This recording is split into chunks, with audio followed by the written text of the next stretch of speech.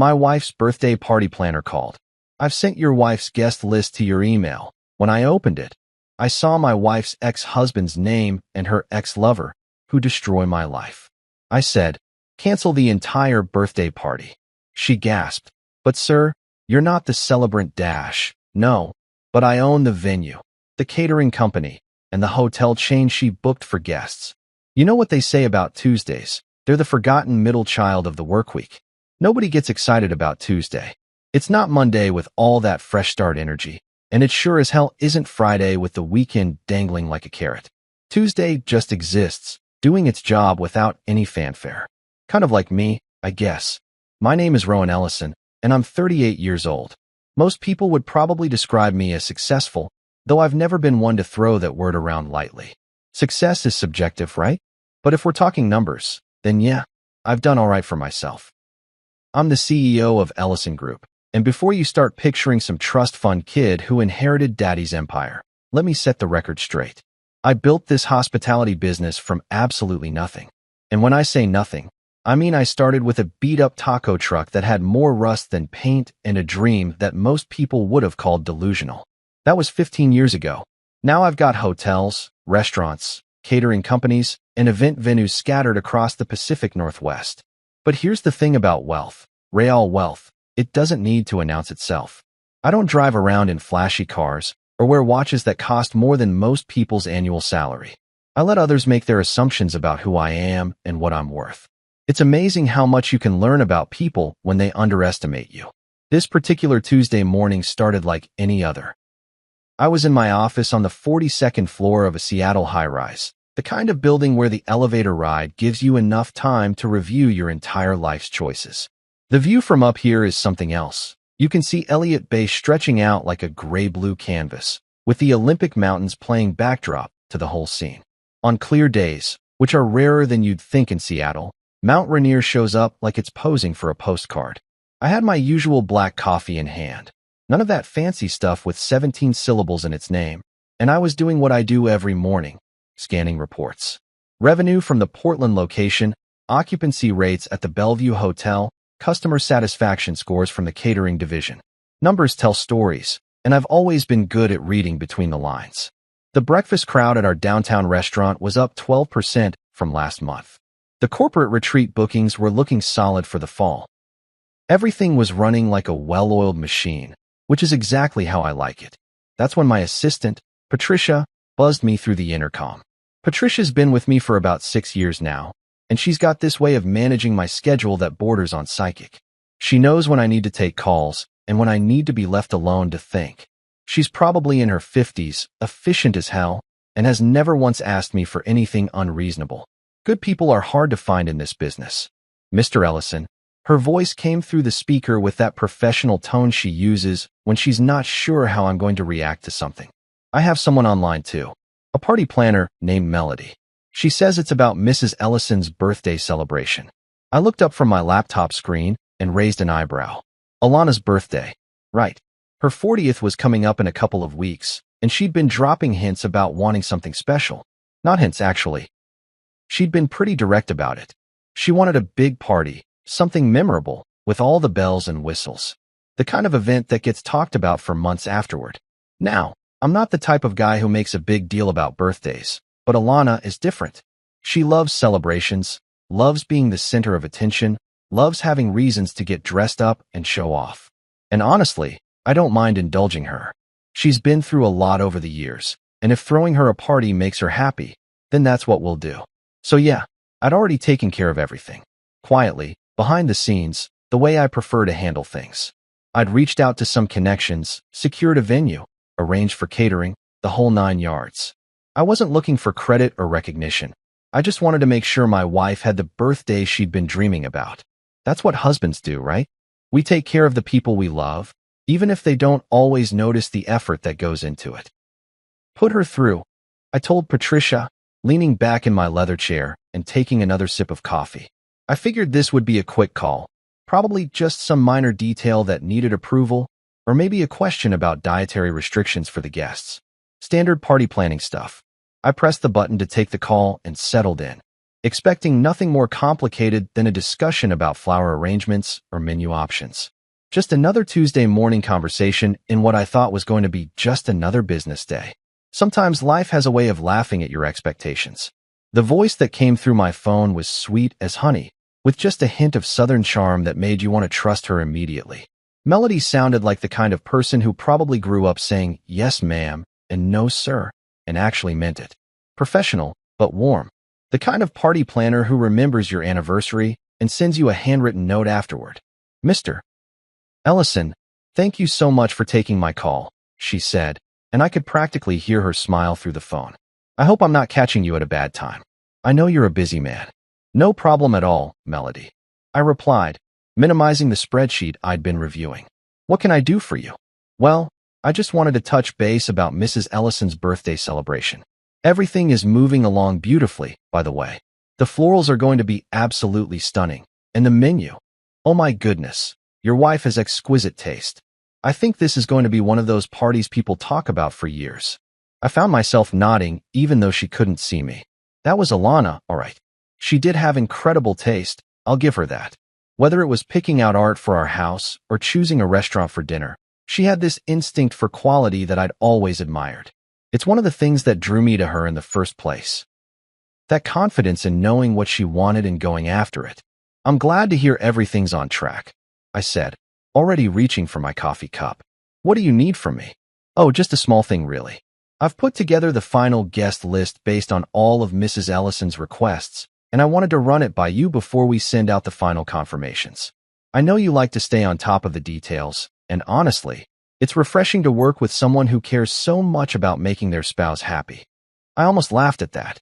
If she only knew how many surprise parties, anniversary dinners, and random Tuesday night celebrations I'd orchestrated over the years. Alana loved surprises, loved feeling special, and I loved making that happen for her. It wasn't about the money, though God knows I'd spent plenty. It was about seeing that look in her eyes when everything came together perfectly. "That sounds great," I told Melody.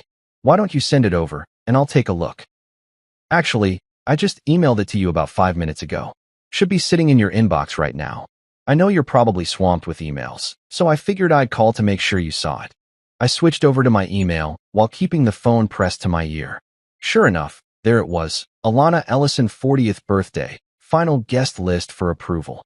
The subject line was simple, professional, exactly what you'd expect from someone who clearly knew what they were doing. "Got it," I said, double-clicking to open the attachment. "Let me pull this up while we're talking." The document opened, and I started scanning through it casually. Nothing surprising at first. There was Bria, Alana's best friend from college, who could drink anyone under the table and always had the best gossip. Her cousin Theo, who told terrible jokes, but was somehow impossible not to like. Sarah and Michael from her book club. A few neighbors. Some colleagues from the nonprofit where she used to work before she went back to school. "The RSVPs have been fantastic," Melody was saying. "I think we're looking at about 60 people, which is perfect for the venue. Not too crowded, but definitely festive." Mrs. Ellison was very specific about wanting an intimate but elegant atmosphere. I kept scrolling, half listening to Melody's cheerful commentary about place settings and centerpieces. More names I recognized. Friends from our gym, a couple we'd gone on vacation with last year, some of Alana's sorority sisters who still got together for girls' weekends. And then I saw them. Two names that made everything else on the list disappear. Two names that hit me like a punch to the gut, even though they were just sitting there innocuously in Times New Roman font, as if they belonged. Felix Granger. Marco Hartley. My hands went completely still on the keyboard. The coffee cup froze halfway to my lips. Everything in my office. The view of the sound, the hum of the air conditioning, the distant sound of Seattle traffic 42 floors below, all of it just vanished. Felix Granger. Alana's ex-husband. The man she'd been married to for 3 years before we met. The man who'd cheated on her with her own sister and then had the nerve to ask for alimony in the divorce. I'd helped her through the aftermath of that disaster, held her while she cried, helped her rebuild her confidence piece by piece. And Marco Hartley. Jesus Christ, Marco Hartley. The man who'd nearly destroyed me before I even got started. Back when I was nobody, when the taco truck was my entire world and my entire future, Marco had been my business partner. We were going to conquer the food service industry together, Two young guys with big dreams and empty pockets. Until he decided those dreams looked better without me in them. He'd sabotaged our first real contract, stolen our suppliers, and left me holding a pile of debt that took me years to dig out from under. The betrayal had almost sent me into bankruptcy. Hell, it had almost sent me into therapy.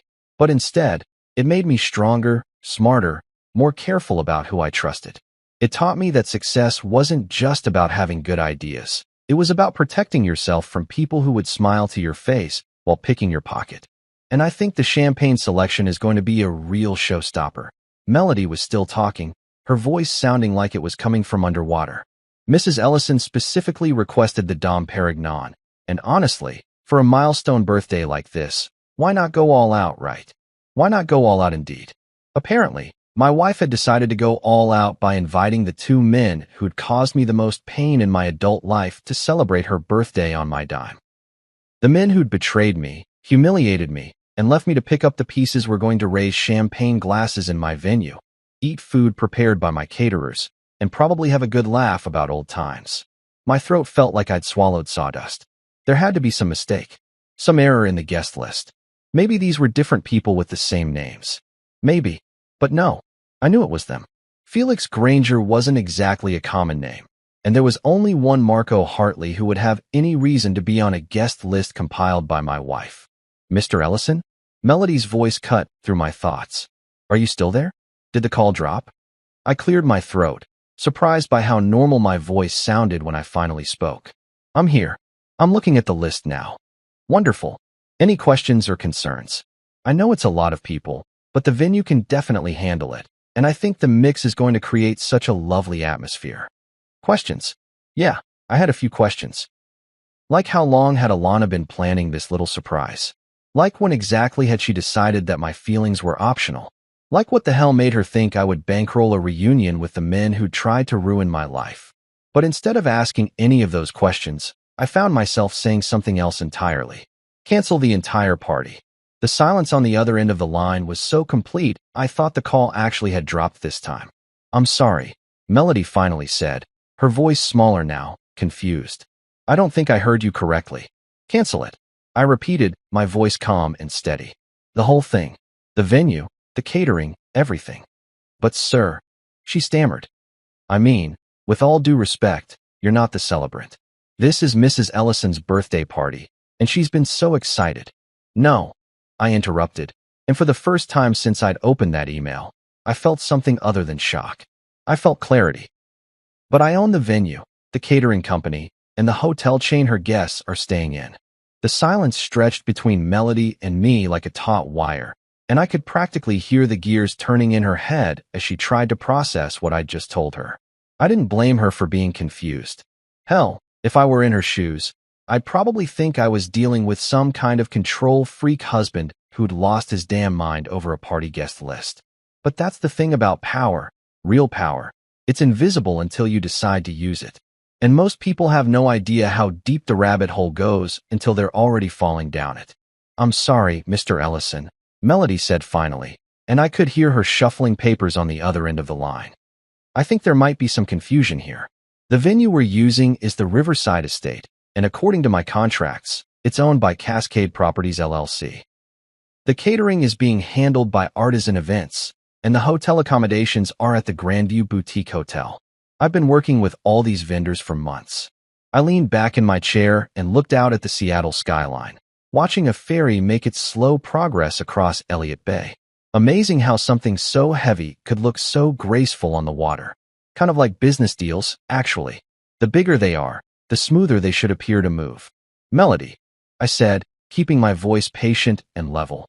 Let me walk you through this. The Riverside Estate, that beautiful property with the gardens and the view of the mountains that your client fell in love with, it's owned by Cascade Properties LLC, which is a shell company, a subsidiary of Northwest Holdings, which is owned by Ellison Group. That's my company. I could hear her typing, probably pulling up documents or doing a quick Google search. I didn't mind waiting. Sometimes the best way to make a point is to let people discover the truth for themselves. The Artisan Events catering team, I continued, the one with the James Beard award-winning chef and the impeccable service record? I acquired that company about 8 months ago when they were facing bankruptcy. Turned out they were brilliant at creating incredible food experiences, but terrible at managing cash flow. Classic creative types. They kept the name, kept their staff, kept doing what they do best. They just happen to report to my hospitality division now. More typing. Faster now. I imagine Melody frantically cross-referencing vendor information, probably wondering how she'd missed something this significant. But she hadn't missed anything. The whole point of shell companies and subsidiary structures is that they're designed to be invisible. Most people never look past the surface, and why would they? When you're planning a party, you care about whether the flowers are fresh and the champagne is cold, not about the corporate structure behind the company that's making it happen. As for the Grandview Boutique Hotel, I went on, where I believe most of the out-of-town guests have made reservations. That's one of my more recent acquisitions. Picked it up about 6 months ago. The previous owners were an elderly couple who wanted to retire but couldn't find buyers who would maintain the property's character. I promised them I'd keep the boutique feel, the local art, even the staff. And I have. The only thing that changed was who signs the paychecks. The typing had stopped.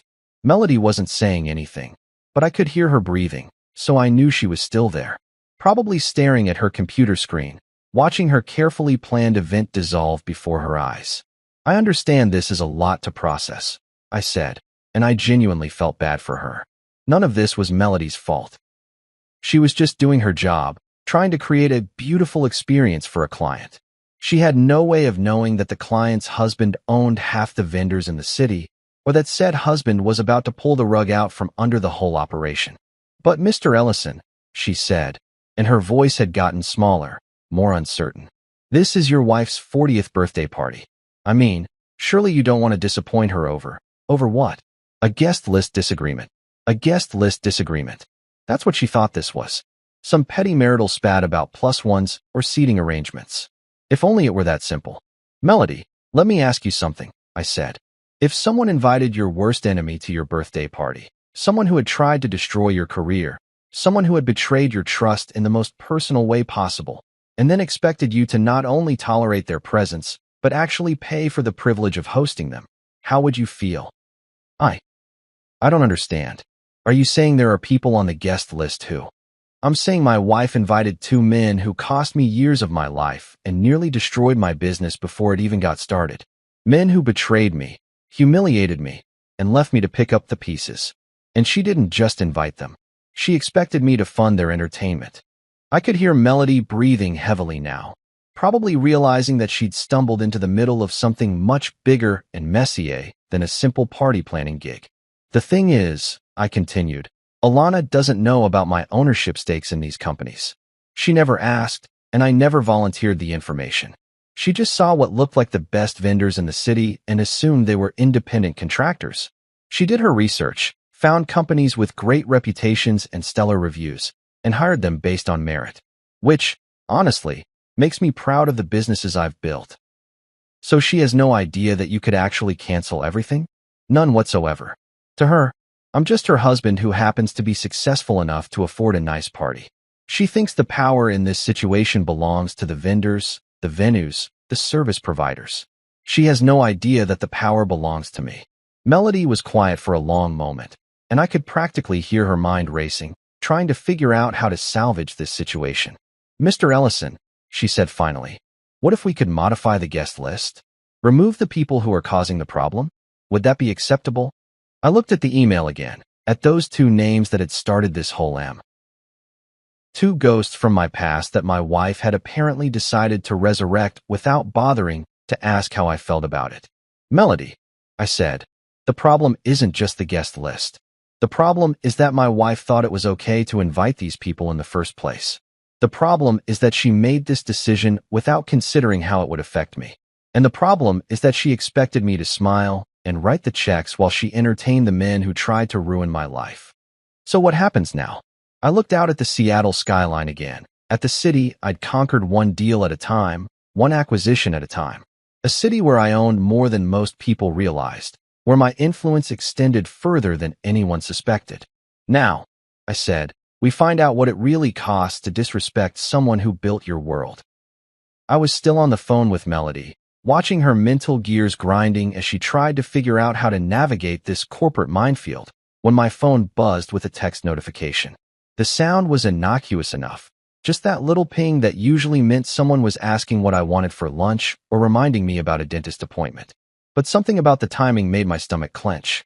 "Hold on just a second, Melody," I said, putting the call on speaker so I could check my phone. "I need to look at something." The text was from Alana. Of course it was. Because apparently, the universe has this twisted sense of timing that would make a Hollywood screenwriter jealous. There's her name on my screen, accompanied by that little photo I'd taken of her last summer when we were in Napa. She's laughing in the picture, wine glass in hand, completely relaxed and happy. It's one of my favorite photos of her, which is probably why seeing it right now felt like getting punched in the throat. I opened the message, and the words hit me like ice water. "Hey babe, the guest list is final. Don't overthink it. Be classy and stay calm. I want no drama at my birthday." I read it once, then twice, then a third time, because surely I was missing something. Some context, some tone, some indication that she understood the magnitude of what she'd done. But no, there it was, in all its dismissive glory. Don't overthink it. Be classy. Stay calm. No drama. The thing about text messages is that they strip away all the nuance of human communication. No facial expressions, no tone of voice, no body language to soften the blow or add context. Just words on a screen, stark and unforgiving. And sometimes, that clarity is exactly what you need to see the truth. My wife. The woman I'd supported through medical school, the woman whose student loans I'd paid off without being asked, the woman I'd held through panic attacks and celebrated with through triumphs, had just patted me on the head like a dog who might bark at the mailman. "Don't overthink it, babe.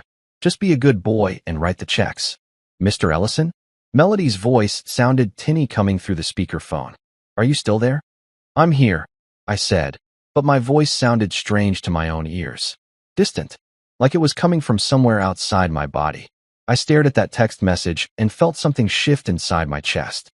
Not the explosive rage you see in movies, with people throwing things and screaming. This was different. This was cold. Calculated. The kind of anger that doesn't make noise because it's too busy planning. Be classy and stay calm. That's what she wanted from me. Class. Composure. The ability to smile and make small talk with Felix Granger, the man who'd broken her heart and then tried to take half her assets in the divorce. The grace to shake hands with Marco Hartley, the man who'd nearly destroyed my business when I was too young and trusting to protect myself. She wanted me to be classy while she served up my humiliation on a silver platter, garnished with champagne and a string quartet. The worst part wasn't even the guest list itself. It was the assumption behind it. The casual entitlement that said my feelings were negotiable, my pain was something to be managed rather than respected. She'd made this decision, this monumentally disrespectful decision, and then had the nerve to tell me not to make it into drama. But here's what Alana didn't understand about drama. It's not something you create. It's something you reveal. The drama was already there, baked into her choice to invite these men. I was just deciding whether to participate in the charade or call it what it was. I thought about all the times I'd swallowed my pride for the sake of peace. All the occasions when I'd bitten my tongue, chosen the path of least resistance, been the accommodating husband who didn't make waves. The dinner parties where I'd smiled at people I couldn't stand. The charity events where I'd written checks to causes I didn't believe in because it made Alana happy. The family gatherings where I'd nodded along with conversations that bored me to tears. I'd been classy. I'd stayed calm. I'd avoided drama. And what had it gotten me? A wife who thought my boundaries were suggestions and my feelings were inconveniences. "Melody," I said, picking up the phone again. "Are you familiar with the concept of leverage?" "I'm sorry. Leverage. It's when you have something someone else needs, and you use that position to get what you want. It's the foundation of every successful negotiation." I could hear her shifting uncomfortably. "Mr. Ellison, I'm not sure I follow." "My wife thinks she's negotiating from a position of strength," I continued, still staring at that text message. "She thinks she holds all the cards because it's her birthday, her party, her guest list. She thinks I'll go along with whatever she wants because that's what I've always done before. And you won't. Let me tell you what leverage actually looks like, Melody. Leverage is owning the venue where the party's supposed to happen. Leverage is controlling the catering company that was going to provide the food. Leverage is having the power to cancel hotel reservations with a single phone call. That's not being dramatic. That's just being realistic about who actually has the power in this situation. I stood up and walked to the window, looking down at the city 42 floors below. All those people going about their lives, completely unaware that a small domestic drama was playing out in a corporate office above their heads. The thing about being up this high is that it gives you perspective. Everything looks smaller, more manageable, when you're looking down at it from a position of power. My wife wants no drama, I said, more to myself than to Melody. She wants me to be classy and stay calm while she humiliates me in front of 60 people. She wants me to smile and make toast to her health while she celebrates with the men who tried to destroy mine. What are you going to do? I looked at my reflection in the window glass, superimposed over the Seattle skyline like some kind of corporate ghost. 42 floors up, looking down at a world that didn't know what was coming. I'm going to give her exactly what she asked for, I said. No drama, just consequences. The beauty of real power is that it doesn't need to announce itself. It doesn't need to raise its voice or make threats. It just acts, quietly, efficiently, with the kind of cold precision that changes everything without ever looking like it's trying to change anything at all. Alana wanted classy. She was about to learn what classy really looked like when it decided to stop playing nice. The first call came exactly 23 minutes after I hung up with Melody. I know because I was watching the clock on my computer screen, wondering how long it would take for the news to spread. 23 minutes. That's how long it took for the carefully constructed facade of Alana's perfect birthday party to start crumbling like a house of cards in a hurricane. It was Bria.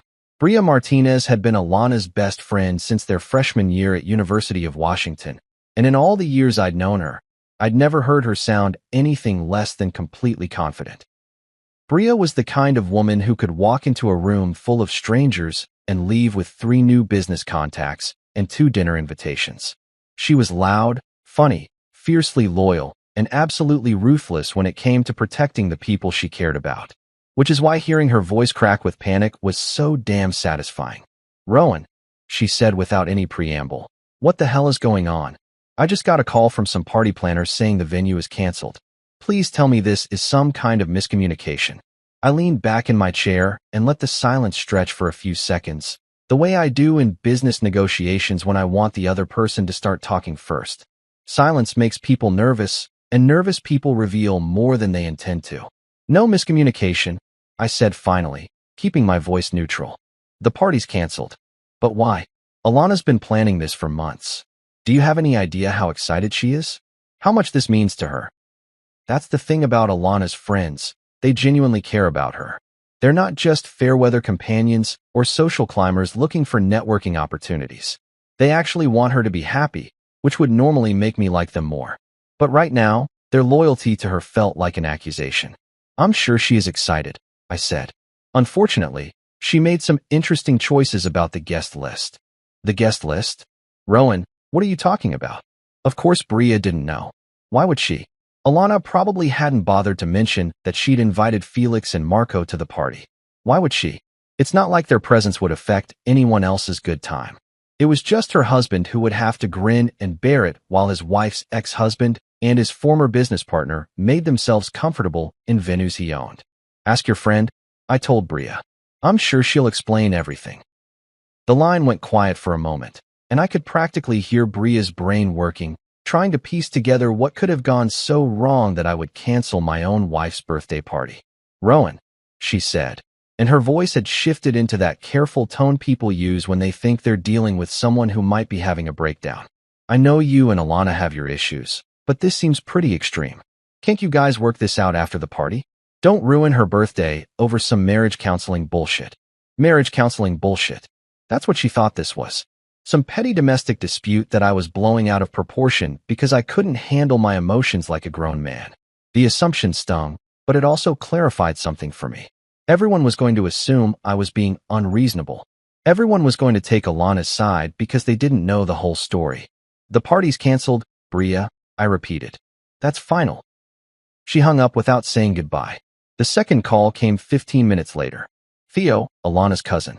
Theo was a good guy, worked as a high school guidance counselor, coached Little League on weekends, the kind of person who remembered your birthday and actually meant it when he asked how you were doing. Under normal circumstances, I genuinely enjoyed talking to him. These weren't normal circumstances. Hey Rowan, man, I just heard about some confusion with the party venue. Bria called my mom in a panic, and now everyone's freaking out. What's the deal? Theo's approach was different from Bria's. Less accusatory, more genuinely concerned. He wasn't trying to steamroll me or guilt me into changing my mind. He just wanted to understand what was happening, which somehow made it worse. It's not confusion, Theo, I said. The party's been canceled. But why? I mean, Alana's been looking forward to this for months. She's been texting everyone about it, sending Pinterest boards of decorations, the whole 9 yards. What could have happened to make you want to cancel it? What could have happened? As if there was some external force at work here, some act of God or unavoidable catastrophe that had forced my hand. As if I was just reacting to circumstances beyond my control instead of making a deliberate choice to protect my own dignity. Ask Alana, I told him. I'm sure she'll have a version of events that makes perfect sense to her. Rowan, come on. Talk to me. What's really going on here? The thing about Theo is that he's genuinely a good listener. It's probably what makes him good at his job, dealing with teenagers who are convinced no one understands them. He has this way of asking questions that makes you want to open up, to explain yourself, to believe that someone might actually take your side. For a split second, I considered telling him everything. About Felix and Marco, about the years of humiliation and betrayal, about the casual way Alana had dismissed my feelings with a text message that basically told me to shut up and smile. But then I realized that explaining would make me look weak. It would make this whole thing seem like it was about my fragile ego instead of about respect and boundaries. The party's canceled, I said instead. That's all you need to know. By the time I hung up, my assistant Patricia was buzzing me again. Mr. Ellison, you've got about 6 more calls holding. They all say it's urgent, something about Mrs. Ellison's party. The dominoes were falling faster now. Word was spreading through Alana's social circle like wildfire, and each person who called was more frantic than the last. Her mother, Sylvia, called and left a voicemail that started with Rowan, honey, and ended with please call me back immediately. We need to talk about this. Her father, Gordon, sent a text that was just 3 words. Call me now. But the call that really caught my attention came from someone I hadn't expected to hear from. Felix. Felix fucking Granger had the unmitigated gall to text me directly. Not call, text. Like we were old buddies who kept in touch regularly instead of 2 men who had every reason to avoid each other for the rest of our natural lives. I guess you finally found out. No hard feelings. Just be mature. Just be mature. There it was again, that casual assumption that my reaction was childish, that my boundaries were negotiable, that my feelings were something to be managed rather than respected. Felix, the man who had cheated on my wife, who had put her through hell, who had no business being anywhere near our lives, was telling me to be mature. I stared at that message for a long time, feeling something cold and sharp settle in my chest. Then I blocked his number without responding. Some conversations aren't worth having, and some people aren't worth the energy it takes to tell them to go to hell. Marco, predictably, didn't reach out at all.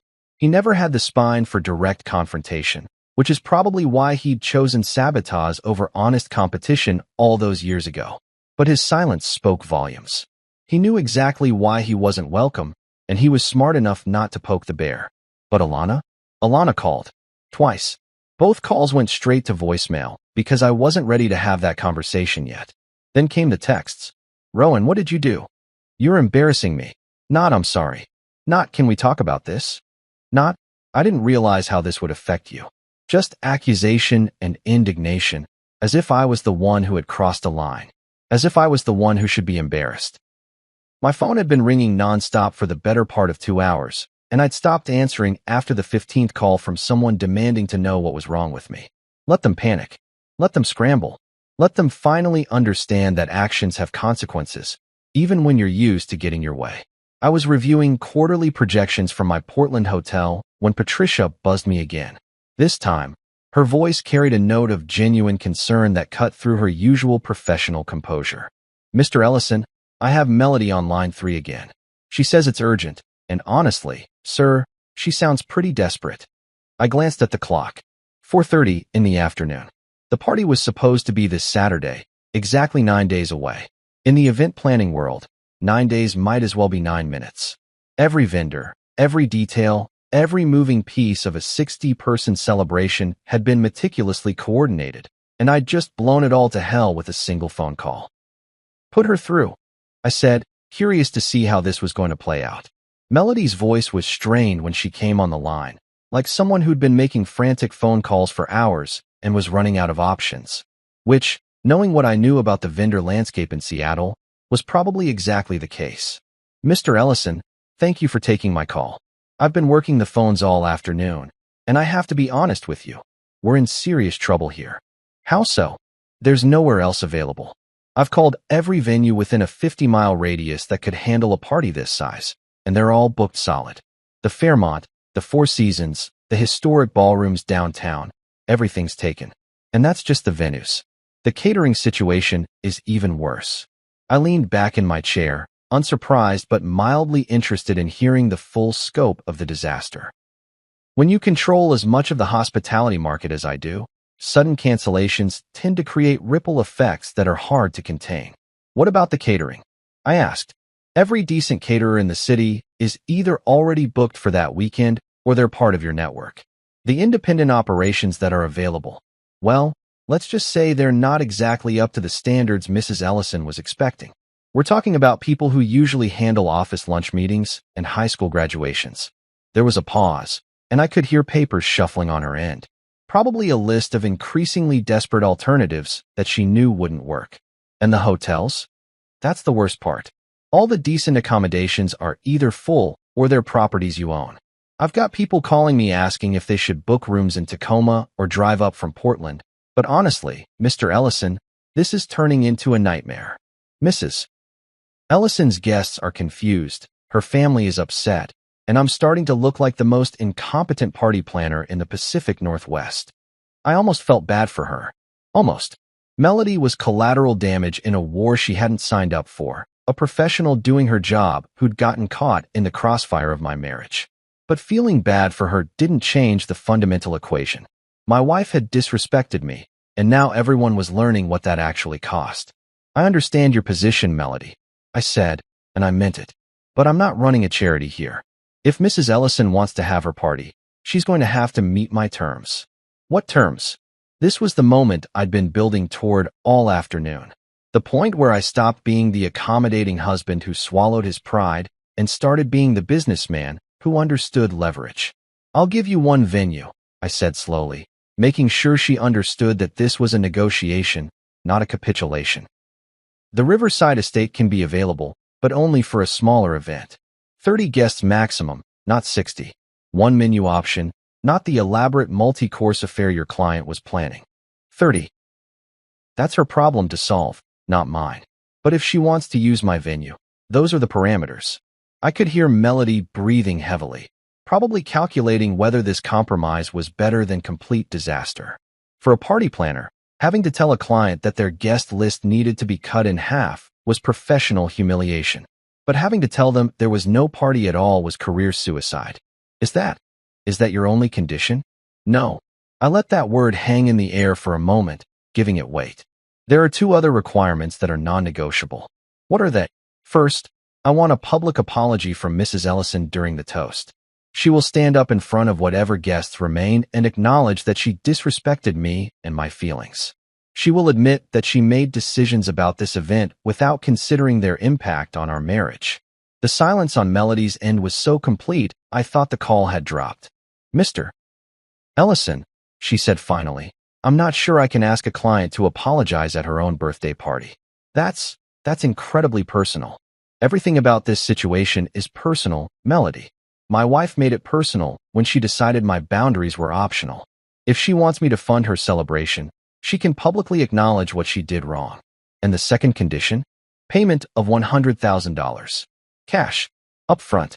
Before any contracts are signed or any arrangements are confirmed. This time the silence stretched so long I started counting. 1 Mississippi, 2 Mississippi, 3 Mississippi. $100,000? Melody's voice had gone up about an octave. But Mr. Ellison, the original budget for this party was only $25,000. You're asking for 4 times that amount. I'm not asking for anything, I corrected.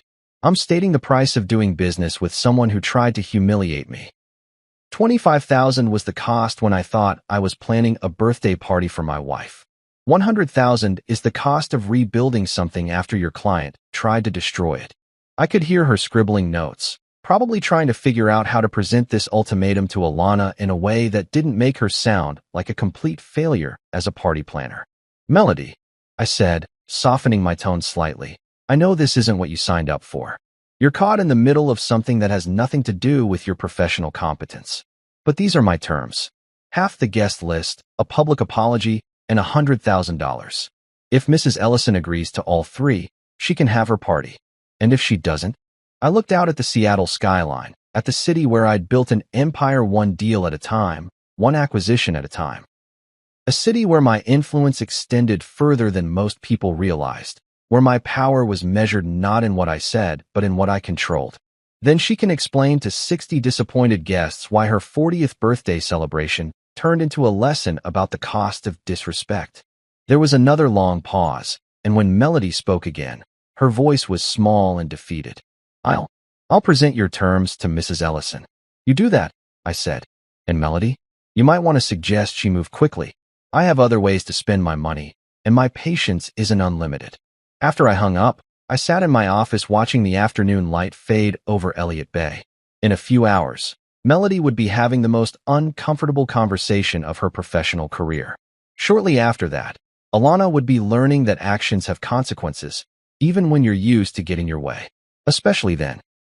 She came to my office at 6:15 that evening, which told me everything I needed to know about how seriously she was taking this situation. Alana never showed up anywhere without calling first, never dropped by my workplace unannounced, and definitely never came to see me when she was angry without having carefully rehearsed exactly what she was going to say.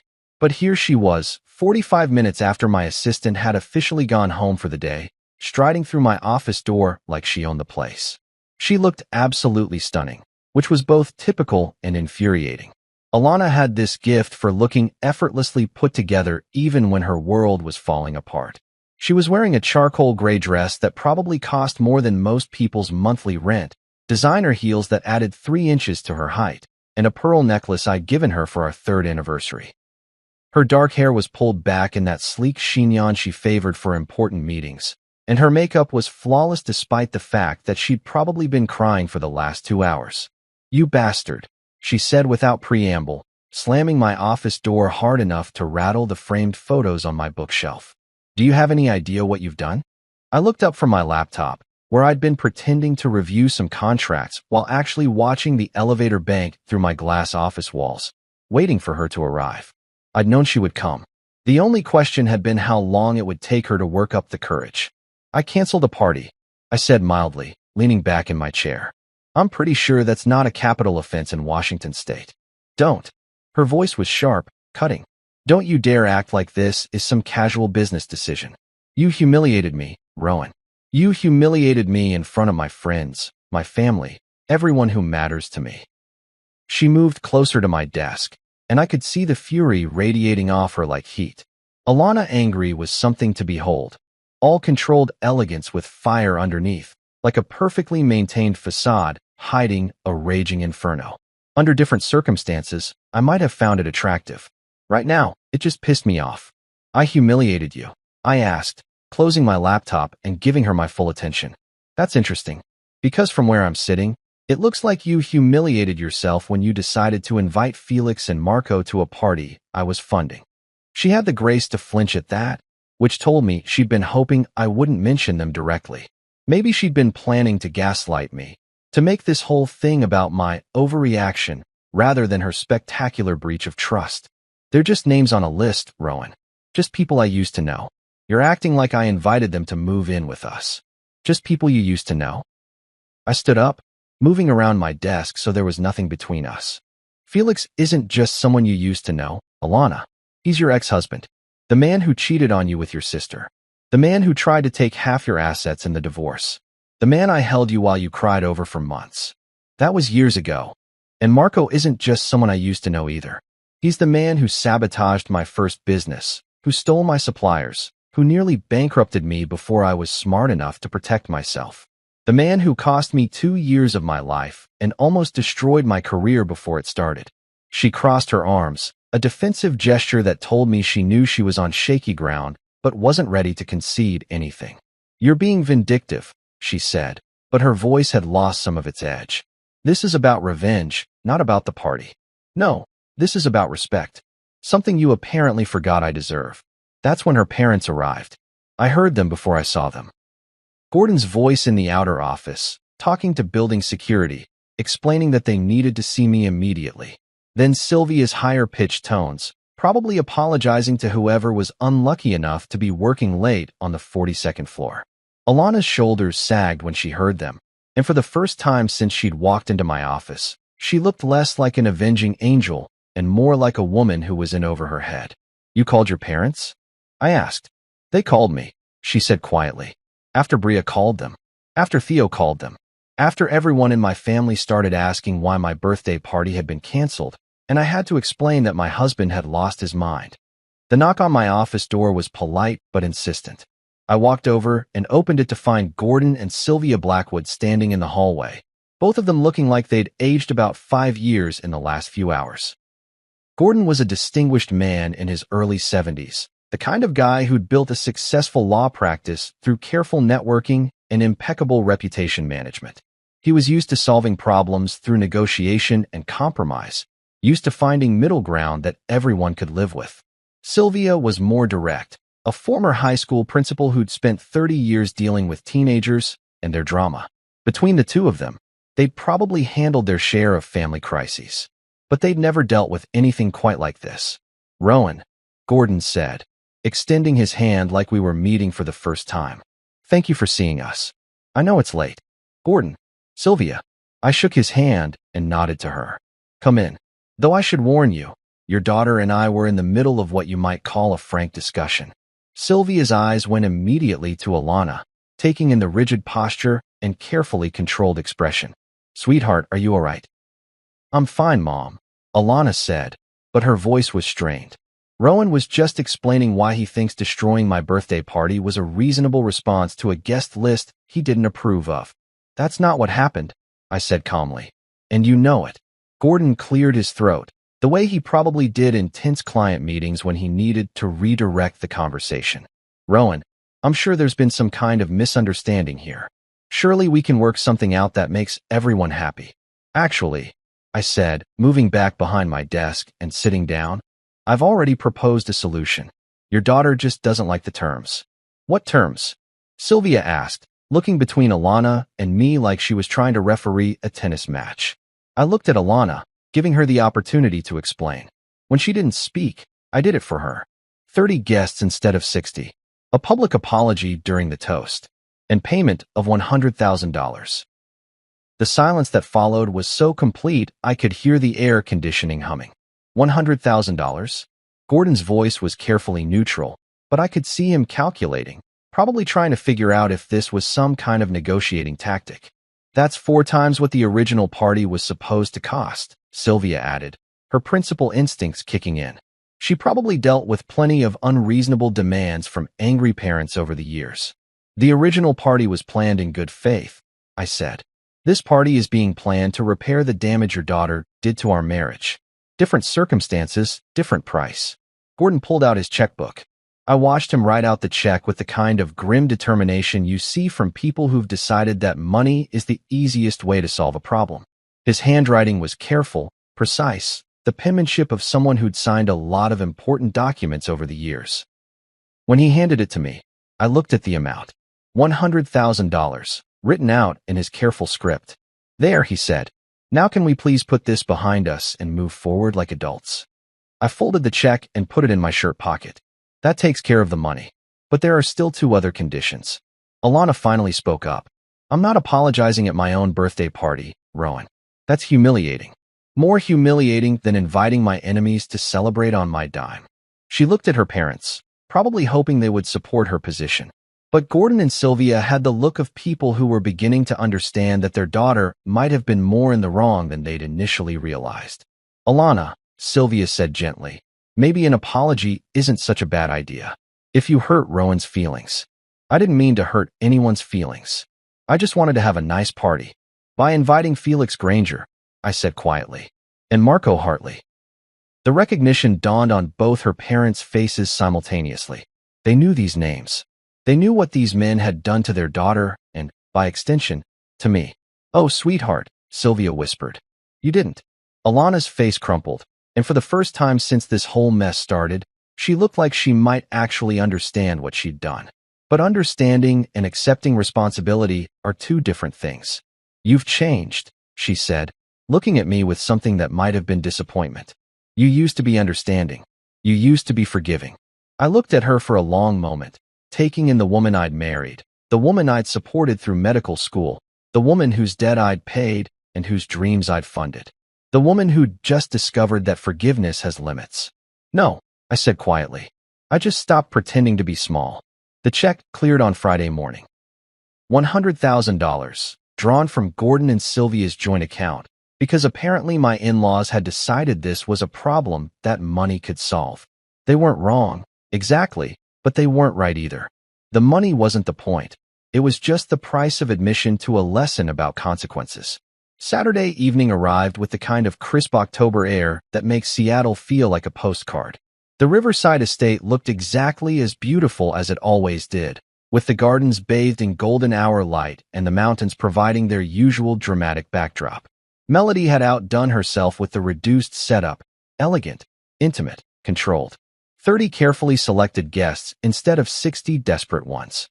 I arrived fashionably late, because punctuality would have suggested I was eager for this performance. Alana was already there, of course, holding court near the champagne fountain in a stunning burgundy dress that I'd never seen before. She looked radiant and nervous, like an actress on opening night who wasn't entirely sure she remembered all her lines. The guest list had been brutal to compile, I was sure. How do you choose which 30 people out of 60 deserve to witness your public humiliation? How do you explain to lifelong friends that they didn't make the cut for your own birthday party? Melody had probably earned every penny of her fee just managing those conversations. Felix Granger wasn't there. Neither was Marco Hartley. That absence hung over the party like expensive perfume, noticeable to anyone who knew to look for it, invisible to everyone else. The people who remained kept glancing around with the kind of confused expressions that suggested they'd expected a bigger crowd. Conversations carried that slightly forced quality of gatherings where everyone knows something's wrong, but nobody wants to be the first to ask what. Bria was there, of course, shooting me looks that could have cut glass. Theo tried to make small talk about the weather, his usual warmth tempered by obvious discomfort. Gordon and Sylvia moved through the crowd like professional hosts, smiling and chatting and pretending this was exactly the party they'd always envisioned for their daughter's 40th birthday. The dinner was flawless. Artisan Events had prepared a single menu. Nothing elaborate, nothing custom, just their standard high-end offering. The conversation flowed like expensive wine, punctuated by the kind of laughter that's just a little too loud, a little too bright. Everyone was trying so hard to act normal that the whole thing felt like dinner theater. And then came the toast. Alana stood slowly, champagne flute trembling slightly in her hand. The conversations died away one by one until the only sound was the distant hum of Seattle traffic and the soft rustle of October leaves. 30 pairs of eyes focused on her, waiting for the usual birthday speech about gratitude and friendship and looking forward to another year. Instead, she looked directly at me. "I want to publicly apologize to my husband, Rowan," she said, her voice carrying clearly across the terrace. "I disrespected his trust, his support, and his generosity. I tried to control something that wasn't mine to manipulate." The silence that followed was deafening. You could have heard a champagne bubble pop. Some people shifted uncomfortably in their seats. Others stared into their glasses like they discovered something fascinating in the bubbles. A few brave souls managed awkward smiles and raised their glasses in a toast that felt more like a wake. But I watched her, and for the first time in years, I saw my wife not as the woman I'd fallen in love with, but as someone I couldn't trust. Someone who could make decisions that cut me to the bone and then act surprised when I bled. Someone who thought apologies could erase disrespect, that consequences were always negotiable. The party continued for another 2 hours. People made polite conversation and complimented the food, and took careful selfies that somehow avoided capturing the underlying tension. By 10 o'clock, the last guest had departed with relief barely concealed behind their thank you hugs. Alana and I rode home in silence that felt heavier than words. The next morning arrived with the kind of gray Seattle drizzle that makes you want to stay in bed and pretend the world doesn't exist. I was already dressed and packing a weekend bag when Alana finally emerged from the bedroom, her hair tousled and her eyes puffy from what I assumed had been a restless night. She found me in the walk-in closet, methodically folding clothes into my leather overnight bag. The same bag I'd carried on business trips for years, the one she'd given me for our 3rd anniversary back, when we still believed in forever. "What are you doing?" she asked, though her voice suggested she already knew the answer. "Packing," I said without looking up from the stack of polo shirts I was considering. "I need some space to think." "Space to think about what?" "The party's over, Rowan. You got your apology. You made your point. Can't we just move past this now?" I paused, a navy blue sweater halfway into the bag, and finally looked at her. She was wearing one of my old Stanford t-shirts and a pair of pajama pants, looking vulnerable and young in a way that reminded me of the woman I'd fallen in love with 8 years ago. But that vulnerability felt calculated now, like another performance designed to get what she wanted. "Move past it," I repeated slowly. "Just like that. People have fights, Rowan. Married couples disagree about things. It doesn't have to mean the end of the world." The end of the world. Was that what she thought this was? Some dramatic overreaction to a simple disagreement? Did she really believe that everything could go back to normal just because she'd said the words I demanded in front of 30 witnesses? "Alana," I said, zipping the bag closed. "This wasn't a fight about leaving dishes in the sink or forgetting to pay a bill. This was you making a choice that fundamentally disrespected our marriage, and then telling me to shut up and smile about it. I never told you to shut up. Be classy and stay calm. I want no drama at my birthday." I quoted her text message word for word, watching her face as the reality of what she'd written sank in. That's not asking for my understanding. She moved closer, her hand reaching out like she was going to touch my arm, then thinking better of it. "I made a mistake, okay? I admit that. But you're overreacting. You always do this. You take one thing and blow it completely out of proportion. You always do this." There it was, the casual rewriting of history that made my reactions the problem instead of her actions. The suggestion that I was inherently unreasonable, that my boundaries were character flaws instead of self-respect. "I'm going to the beach house," I said, shouldering the bag. "I need time to figure out what comes next." "What comes next?" Her voice climbed higher, panic creeping in around the edges. "Rowan, you're scaring me." "What does that mean?" I walked past her toward the bedroom door, then stopped and turned back. She looked small standing there in our walk-in closet, surrounded by the expensive clothes and designer shoes that represented the life I'd built for us, the life she'd taken for granted. "It means I need to decide whether I want to stay married to someone who thinks my pain is drama," I said quietly. "It means I need to figure out if this is fixable or if we're just going to keep having this same conversation for the next 20 years. "You're leaving me," she whispered, and for the first time since this whole thing started, she looked genuinely afraid. "I'm leaving the situation," I corrected. "There's a difference." But even as I said it, I wasn't entirely sure that was true. The beach house was 2 hours away, far enough from Seattle to provide the kind of clarity that only comes with distance. Far enough to think without her voice in my ear, telling me I was overreacting, that bygones should be bygones, that love meant accepting whatever scraps of respect she was willing to offer. As I walked out of our bedroom, I could hear her calling my name, but I didn't turn around. Some conversations aren't worth having twice, and some people need to learn that consequences aren't always negotiable. The party was over. For good. 3 weeks at the beach house had given me something I hadn't realized I'd been missing: silence. Not just the absence of noise, but the absence of expectation. No one asking me to be understanding, to compromise, to pretend that respect was optional in a marriage. The charity gala was one of those Seattle events where everyone who mattered showed up to write checks and feel good about themselves. The Children's Hospital Foundation hosted at my newest acquisition, the Metropolitan Hotel downtown. Ironic, really. Even when I was trying to get space from my marriage, I couldn't escape my own success. I debated not going, but absence would have been noticed. Questions asked. Speculation started. Better to show up, make the expected donation, and remind everyone that Rowan Ellison was doing just fine. The ballroom was elegant in that understated way that screamed expensive. Crystal chandeliers, white linens, centerpieces that probably cost more than most people's monthly rent. I moved through the crowd easily, shaking hands, making small talk about quarterly returns and market projections. Business was good. Business was always good when you controlled as much of the hospitality market as I did. And then I saw her. Alana stood across the ballroom near the silent auction tables, stunning in a black evening gown I'd never seen before. She was talking to the mayor's wife, smiling and laughing like nothing had changed, like her world hadn't shifted on its axis 3 weeks ago. But I could see the difference. The way her eyes kept scanning the room. The careful positioning that gave her a clear view of the entrance. She was looking for me. Our eyes met across the crowd, and everything else faded into background noise. The conversations, the clinking glasses, the string quartet playing something forgettable in the corner, all of it disappeared. For just a moment, we were the only two people in the room. She looked at me with something I'd never seen before.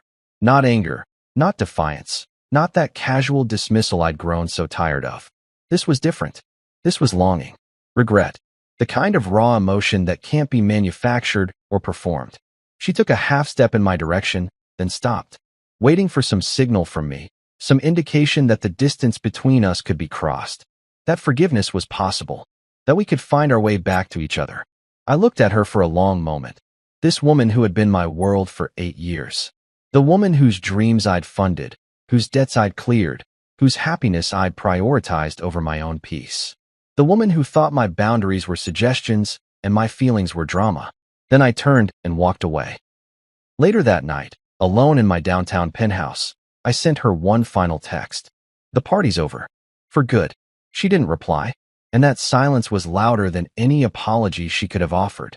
From that day on, I wasn't just the man behind the money. I was the man behind my own peace. The man who no longer tolerated being tolerated. Because real power doesn't shout. It cancels the whole party and walks away without ever raising its voice.